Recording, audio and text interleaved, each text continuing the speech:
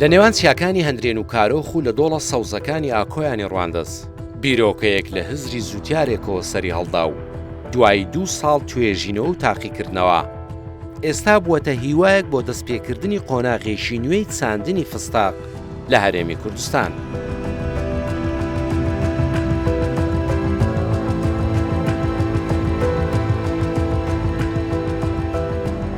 ئەم نەمامانە ئەو بنچینێن کە جۆرەکانی فستەقی لەسەر موتر بەدەکرێت. تایبەتمەندی سەرەکیان ئەوەیە کە کاتی چاوەڕوانی بۆ یەکەم بەرهەم لە نزیک 9 ساڵەوە بۆ تەنها 4 بۆ 5 ساڵ کەم دەکەنەوە.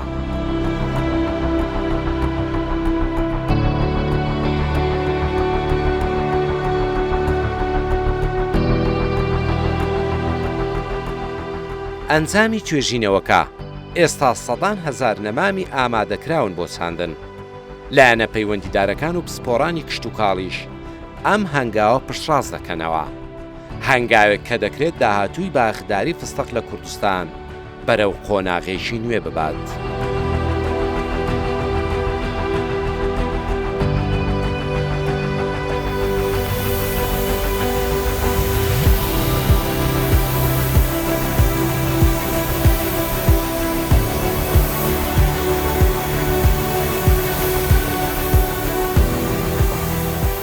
ئایا ئەم توێژینەوەیە دەتوانێت چاندنی فستەق لە کوردستان بگۆڕێت؟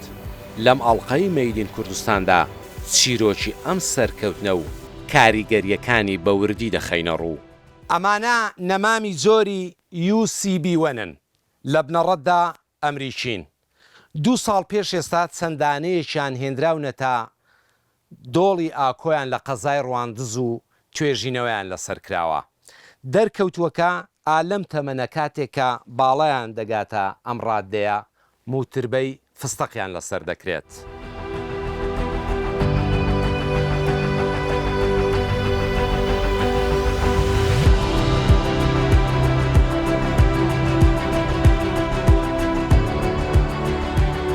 لەسەر ڕووبەری 15 دۆنەم زەوی و لە ژێر 4 خانووی پلاستیکیدا 105,000 نەمامی UCB1 پەروەردەکراون.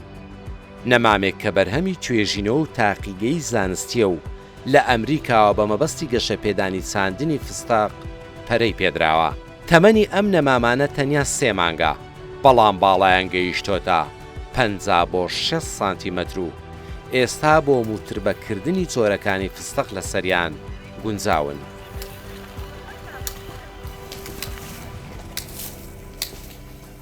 بەهێزی ڕیشە خێرایی لە گەشەکردن و خۆڕاگری بەرامبەر گەرمای هاوین، سەرما و بەستەڵەشی زستان و کەم ئاوی لە گرنگترین تایبەتمەندیەکانی ئەم نەمامانن. ئەو دارانی ئێستا پڕن لە فستاق بەڵگەی سەرکەوتنی ئەم زۆرە نەمامانن. نەمامێک کە هیوای بەرهەمی زیاتر و باغداریەشی سەردەمیانە بۆ زووتیارانی کوردستان مسۆگەر دەکات.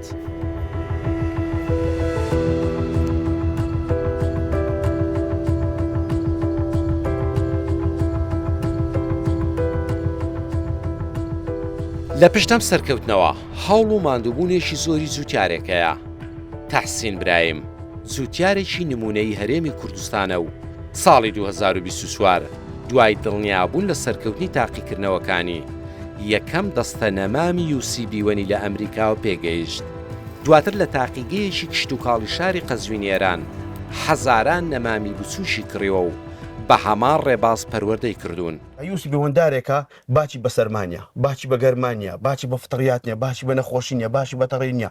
یعنی دارێکی خۆبەخشی زۆر تایبەتە، بە تایبەتی لە کۆشەوەی کوردستان زۆر گونجاوە.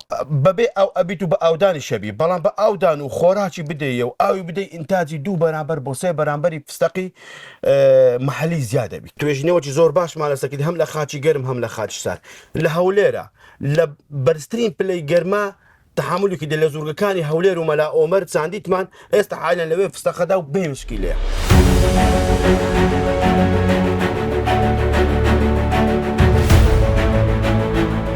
کۆتایی مانجی ئایار نەمامەکان هێنراون کاتێک باڵایان تەنها 5 سانتیمەتر بووە.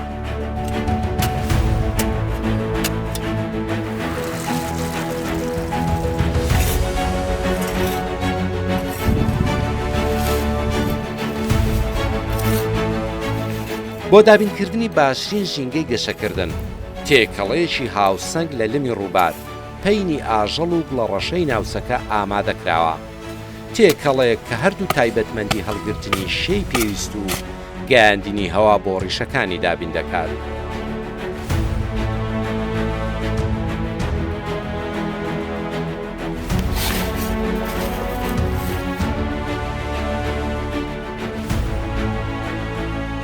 نەمامەکان بە وردی لە نێو شیسەی تایبەتدا چێنراون و خراونەتە ژێر چاودێری ڕۆژانە. ئەنجامەکە سەرنجڕاکێش بووە.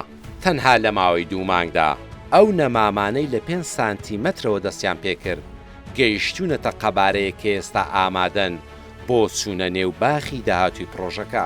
ئەو گرە نازدارەی تێەکەین ئەیوهانە هەمووی وەچاندە هەموو بە خۆنچاندیا گەلک جوان نازدار هیوەدا ئەنێن و بە 3 مانجی هەندە لات یانی ئەوە کەشە برێها هەندێک مەشغوڵ بووین کەشەکەش هەندە ئەوە نەبوو دەنا زۆر گەورەتر و جوانتریشە بوو.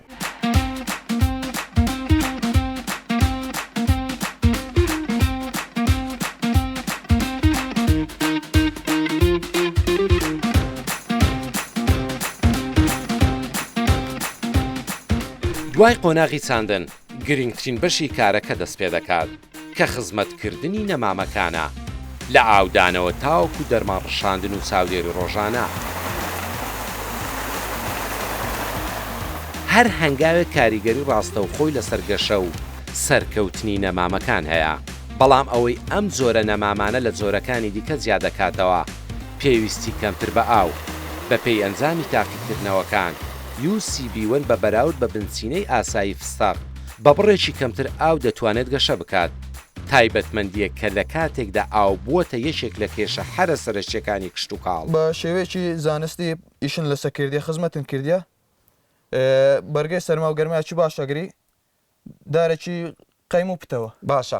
ئەوە شێوازی ئاودانی چۆنە لە نەمامیدا یا کاتێکەکەی بێی لە باخەی سێنی مانجی 2 لۆ 3 جاری ئاوەدەین کە نەمامە بەرێ ئەی کە بۆ لە ناو باخدا مانجی جارێک دوو. لە تەمەنی 3 مانجیدا ئەم نەمامانە گەیشتوونەتە قۆناغێک کە ئامادەن بۆ موتر بەکردن قۆناغێک کە گرینترین و چارە و سازترین هەنگاوە.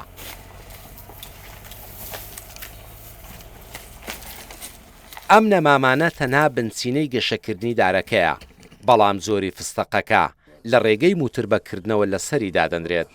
لێرەدا جۆرەکانی ئەحمەدی، کەلقوچی، خۆشی و ئەکبەری لەسەر نەمامەکان موتر بەدەکرێن. خاڵی جەوهەری ئەم بیرۆکەیەش لێرەدایە لە کاتێکدا داری فستق بە شێوازی ئاسایی نزیکەی 9 ساڵی پێویستە تایەکەم بەرهەمی خۆی بدات. ئەم نەمامە دوای موتر بەکردن ماوەکە بۆ 4 ساڵ کەم دەکاتەوە. واتە جوتیارێک نەک تەنها چەندین ساڵ زووتر بەرهەم وەردەگرێت بەڵکو تێچووی چاودێری و چاوەڕوانیشی کەمتر دەبێتەوە. ئەوەش لە ڕووی ئابوووریەوە یەکێکە لە گرنگترین تایبەتمەندیەکانی ئەم نەمامانە. موتر بەکردن هونەرێکە پێویستی بە شارەزایی ورد هەیە. ئەم کارە چۆن دەکرێت؟ بۆچی هەڵبژاردننی جۆری موتربە بڕیار لەسەر بەرهەمی داهاتووی باخەکان دەدات؟ داهاتووی باخی ئەو جوتیارە بەسراوەتەوە بەو قەڵەمە بەو قەڵەمەی کە موتربەکار لێ دەدا. باڵێ هەرچەند قەڵەمەکە باش بێت داهاتووی باشتری دەبێت. لەم جۆرە نەمامانەدا کە پێشتر بە هەمان شێوە موتر بەتان کردووە؟ بەڵێ سەرکەوتوو بووە باش زۆر سەرکەوتوو بووە لەبەرەوەی ئەمریکاوی دروست کردووە بۆ ئاوەکەی خۆی کشرینە بۆ خۆڵەکەی خۆی کشرینە لە دوو جۆری قەزوان و فستەق تێکەڵاوی کردووە بە ناوی ورینیکا مۆتیکا ئەوانەی تێکەڵ کردووە پایەکی جوانی بەرێمە ناوە کە حەساس نەبێ بەشێ گەرمای زۆر تەحموولکە.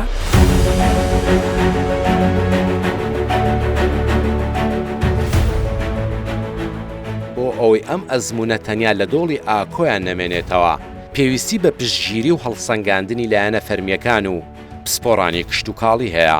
بەڵام ئایا 2 ساڵ توێژینەوەی ئەو نمونانەی تاوەکو ئێستا هەن بەسن بۆ ئەوەی ئەم بیرۆکەیە بە شێوازێکی فراوان لە هەرێمی کوردستان جێبەجێ بکرێت لە ڕووی زانستی و کشت و کاڵیەوە ئایا ئەم ئەنجامانە پشتڕاست دەکرێنەوە؟ ئەمە هەوڵ و ماندبوون و کۆششی وڵاتێکی زۆر پێشکەوتە لە کشتتوکڵ وڵاتی گرتوەکانی ئەمریکا بە تایبەتی زانکۆی کالیفۆرنیا UCB1 ئونیڤرسیتی کالیفۆرنیا بێکلی 1 ئەوە کورتکراوەی ئەو بابەتەیە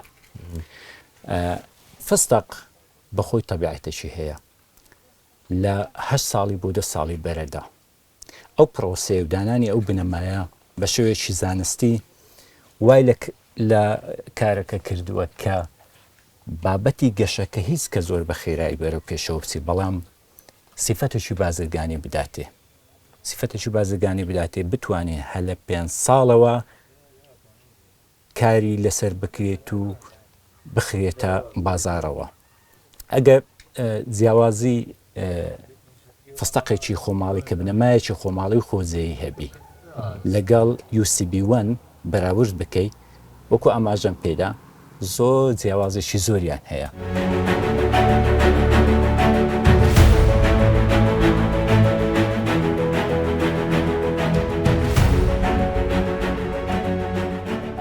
تەنها 2 ڕۆژ دوای موتر بەکردن ئەنجامەکان دەردەکەون لە ماوەیەدا دیاری دەکرێت کام موتر بە سەرکەوتوو بووە و کامیان پێویستی بە دووبارەکردنەوە هەیە کاتێکم قۆناغە بە سەرکەوتووی کۆتایی هات نۆرەی گواستنەوەی شەتڵەکان دێت بۆ باخە هەمیشەیەکان قۆناغی چاندن تەنیا دانانی شەتڵ نییە لە زەویدا بەڵکو شێوازی چاندنیش ڕۆڵێکی گرنگ لە گەشە و بەرهەمی داهاتووی باخەکە دەژێڕێت باشترین ڕێخستن ئەوەیە کە دووری نێوان دارەکان 4 مەتر و دووری نێوان ڕیزەکانیش 5 مەتر بێت تاوەکو دارەکان بە ئازادی گەشە بکەن و ئاودێریشان ئاسانتر بێت بەم ڕێخستنە لە 1.5 زەویدا نزیکەی 125 شەتڵ دەسێنرێت.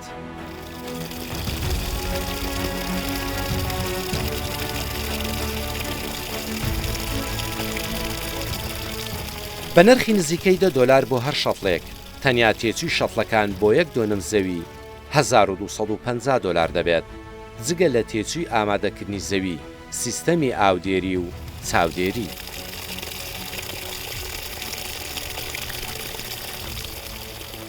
خاوەنی نەمامگەکە دەڵێت ئەم پرۆژەیە تەنها بەرهەمهێنانی شەتڵ نییە بەڵکو ئامادەن لە هەر شوێنێکی کوردستان لە هەڵبژاردننی زەوی و دابینکردنی شەتڵ و موتربە هەتا شێوازی چاندن و چاودێری پشگیری تەواو پێشێشی جوتیار دەکەن.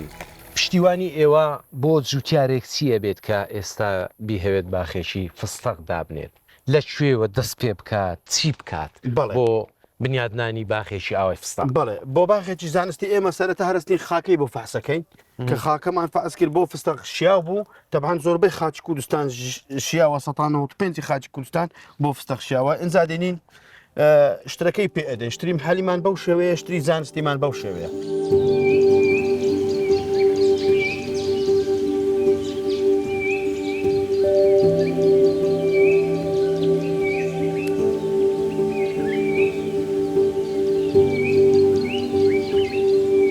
نزیکەی 20 ساڵە ژمارەیەک لە جوتیارانی هەرێمی کوردستان دەستیان بە چاندنی فستەق کردووە. ئەم ئەزمونە دەری خستووە کە خاک و کەش و هەوای زۆربەی ناوچەکانی کوردستان بۆ چاندنی فستەق گونجاوە. لە هەندێک باخدا دارەکان بەرهەمێکی باشیان داوە. ئەنجامێک کە بەکردەوە دەیسەلمێنێت ئەم دارە لە خاچی کوردستاندا دەتوانێت سەرکەوتوو بێت.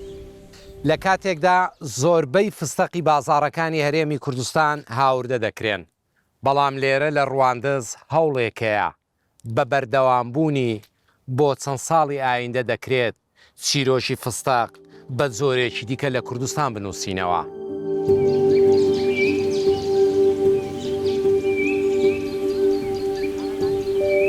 ئەگەر چاندن وتربەکردن و خزمەتکردنی دارەکان بە شێوازێکی زانستی ئەنجام بدرێت فستەق دەتوانێت ببێتە یەکێک لە بەرهەمە هەرە بە قازانجەکانی کشتتوکاڵی کوردستان بەرهەمێک کە هەم داهاتی جوتیار زیاد دەکات و هەم ئاسۆیەکی نوێ بۆ بەرهێنانی کشتتوکاڵی کوردستان دەکاتەوە. لەم باخەدا تەنها 3 ساڵە نەمامی زۆری UCB1 تێدا تێست کراوە بە بەراورد بە ئەو فستەقانەی کە پێشتر لە هەرێمی کوردستانە چێندران جیاوازیان ئاسمان و ڕێسمانە. ئەبینین کە ئەو فستەقانەی تەمەنیان دە 12 ساڵە بەرێکی کەمیان گرتووە و هەمووی 3 بۆ 4 ساڵە بەردەگرن بەڵام نەمامەکانی دیکە لە تەمەنی 3 ساڵیدا بەرێکی باشیان گرتووە.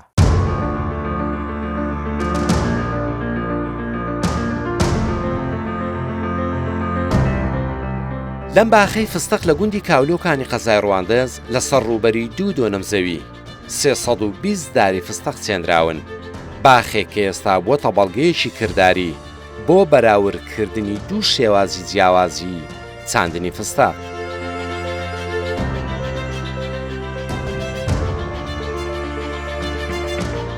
ساڵی 2014 سەرەتا ئەم باخە بە چاندنی تۆی فستق دەستی پێکردووە.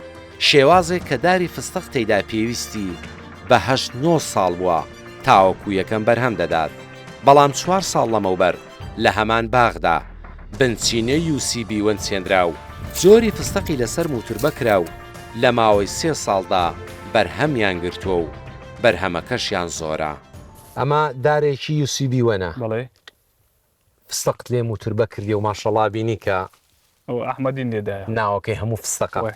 ئەمە تەمەنی چەند ساڵە بە چەند ساڵ ئەوە بەریگرت؟ سارە ساری یەکەم ئەچەقینی هەر ساری یەکەم جاروێ پاییزەکەی ئەتوانی متربەی لێدەی پەیوەندیکەی لە گەشەی ڕاوە ناستی کە لێدا ساری دووەم نائیسێم ئەو بەرێدا یەکسەر ئەم بەرێدا ئەکسەر ئەیدا ڕازی لە چۆنیەتی گەشە و بەر و ئەوانەی زۆر نازدارە لە بەرەوەی ڕێو قەدەکانی زۆر بەقووەدا وچی ئەوەی دینی ئەوەی ئیرانیە یان ئەوەی بەدن کە چەقینی ئەوەی بەدن کەسێن ڕێکی ڕێسی ئەڕوا ئەو ڕێ بپرسێ ئەو ڕێ بپرسێ عمری ئەگە 20 ساریش بوشکەوی بەڵام ئەوە نییە ئەوە خۆی براوە ئێستا وەرهەری دەوە لەوانەیە ئەوەندە ڕێ پێوە بێوەندە ڕێ پێوە لەبی هەر ناژمێردرێت. باش ئەمە یەکی لە تایبەتمەندیەکانی ئەم نەمامە ئەوەیە کە کەم ئاویەوێ کەم ئاویە ئەمە تقریبن خەریکە گەینە ناوەڕاستی مانجی 8 چەند جار باخت ئاودا ئەو یەکەم زارە هەوڕۆ ئەم ساڵ 1 جار ئاودا ئەویش لۆ بەرەکەی تەڕ و جوانەکە ئەگەر نە ئاویشی نەدەی چێشەی یعنی وەک داری قەزوان و بەڕوو ئەوانەی کە لەم سروشتە هەن ئاوا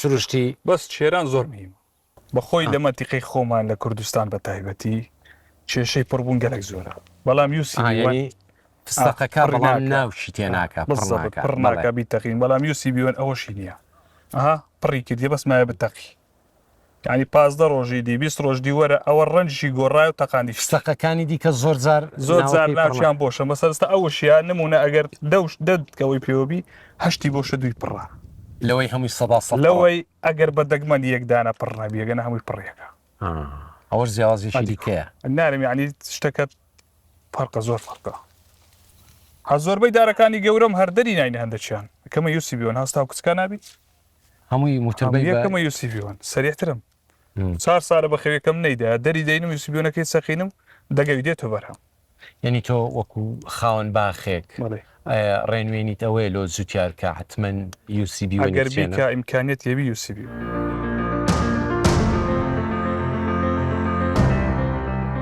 ئەمە نمونەی بنچینە UCB وەنە بنچینەیە کە لە چەند ساڵی ڕابردوودا لە زۆربەی وڵاتانی بەرهەمهێنەری فستق بەکار هاتووە و لە کوردستانیش تاقی کراوەتەوە.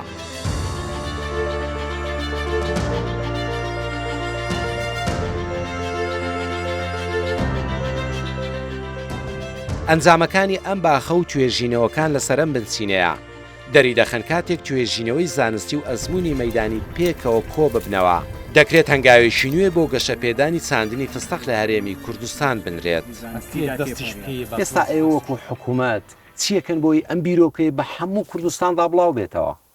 کە بەختیار زۆر پێویستە ئەوەی جەنابەت باسەکەم ماندبوونی پرۆسەیەکی زانستی زۆر ئاڵۆزە ئەمەوێ دیسان تاکید کەمەوە دوو زۆری فستەقی چێوی ئەتلانتیکا پاتریسیا ئەتلانتیکا و پاتریسیا ئینتگریما ئەم دوو زۆرە فستەقە لێک دراوە هەتا ئەم بەرهەمە نایەبێ لێ دروست بووە. طبعاً لە ئیدارەی سەر بەخۆی سۆران ئەزمموونێکی نوێیە بابەتێکی بازرگانیە و هەلێرەوە من جگە لە بابەتی پشتێنەی سەوز بەڵام لە ڕووی بناغە و ژێخانی ئابووری و پاڵپشی لەم پرۆژەیە ئەەکەم و ئەم پرۆژەیە بە پرۆژەیەکی زۆر کە ڕۆشنایەکی زۆری هەبی لە داهاتوودا ناوزە دەکەم. پرۆژەی پشتێنەی سەوزایی هەولێر یەکێک لە گەورەترین پرۆژە ژینگەیەکانی هەرێمی کوردستان تەنیا لە قۆناغی یەکەمدا لە سەر ڕووبەری 4200 دۆنم زەوی نزیکەی 700,000 دار چێنراون و لە داهاتوشدا ڕووبەری پرۆژەکە بۆ 11,000 دۆنم فراوان دەکرێت بە ئامانجی چاندنی ملیۆنان دار.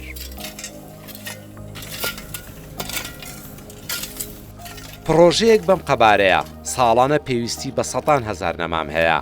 هەبوونی سەرچاوەیەکی نێوخۆیی بۆ دابینکردنی ئەم نەمامانە دەتوانێت هەم تێچوو کەم بکاتەوە و هەم دڵنیایی لە بەردەوامی دابینکردنی بدات. هەر بەرهەمەک هەر نەمامەک لە کوردستانی خۆمان بەرهەم بهێنرێت ئەفزەلیەتی هەیە ئێمە بتوانین لەوێ جێی بکەینەوە بۆی زیاتر لەوێ پەرەی پێ بدەین و میکەینە بنەمایەک زیاتر کوردستانی خۆشمانی لەسەر ئەو جۆرە نەمامانە تێدا بانگەشەی ناسانی تێدا بەرقەرار بکەین. باشە لە بەرسی فستەق و هەڵبژار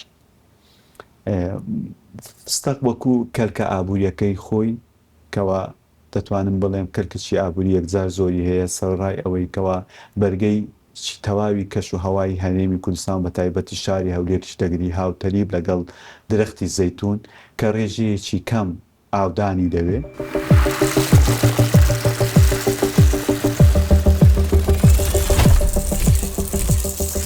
زۆربەی فستەقی بازاڕەکانی هەرێمی کوردستان لە دەرەوە هاوردە دەکرێن بە تایبەتی لە تورکیا، ئێران و ئەمریکا. داتاکانی وەزارەتی بازرگانی عێراق دەری دەخەن تەنها ساڵی 2023 زیاتر لە 6.3 هزار تۆن فستاق بە بەهای نزیکەی 61 ملیۆن دۆلار هاوردەی عێراق کراون. نزیکەی چارێگێکی ئەو بڕەش بۆ بازاڕەکانی هەرێمی کوردستان هاتووە. هیچ فستەقێکی خۆماڵیمان هەیە بۆ فرۆشتنەوە بیفرۆشن؟ فستەقی خۆماڵیمان بەردەست نیە لە ئێستادا بەڵام پێمان خۆشە کە هەبێت کە هەبی بێگومان لە ناو خۆدایکە. ئێستا باوی خۆمانەمانەیە خواستی زۆر لەسەر لە چاو باویەکان دیکە پێمان خۆشە فستەقی خۆمانەشە بێت پاڵپشتێکە بۆ جوتیارەکە کە مەسەلەن فستق دەچێت ئێمە پاڵپشتێ بین فستەکە لێ دەکڕینەوە. باشە ساڵانە چەند تۆن فستەقە فرۆشن؟ ئێمە ساڵانە زیاتر لە 100 تۆن بەرەو سەرەوە فستق دەفرۆشین. لە دۆڵی ئاکۆیان بیرۆکەی جوتیارێک بووەتە ئەزمونێکی کردداری لە کشتتوکاڵی کوردستان. ئەزمونێک کە لە 2 ساڵی ڕابردوودا ژمارێک ئەنجامی هیوابەخشی بەدەستهێناوە. هێشتا ئەم ئەزمونە پێویستی بە توێژینەوەی زیاتر هەڵسەنگاندنی زانستی و پشگیری دامەزراوەی هەیە. ئەگەر ئەم ئەزمونە لە قۆناغەکانی داهاتوودا سەرکەوتنی خۆی بسەلمێنێت دەتوانێت سنووری یەک باخ و یەک ناوچە تێپەڕێنێت و ببێتە دەرفەتێکی نوێ بۆ هەزاران جوتیار. زۆر جار گۆڕانکاریەکی گەورە لە بیرۆکەیەکی بچووکەوە دەست پێ دەکات. بیرۆکەیەک کە ئەگەر زانست پشگیری و متمانەی پێ بدرێت دەتوانێت ببێتە سەرەتای چیرۆکێکی نوێ بۆ کشتتوکاڵی کوردستان.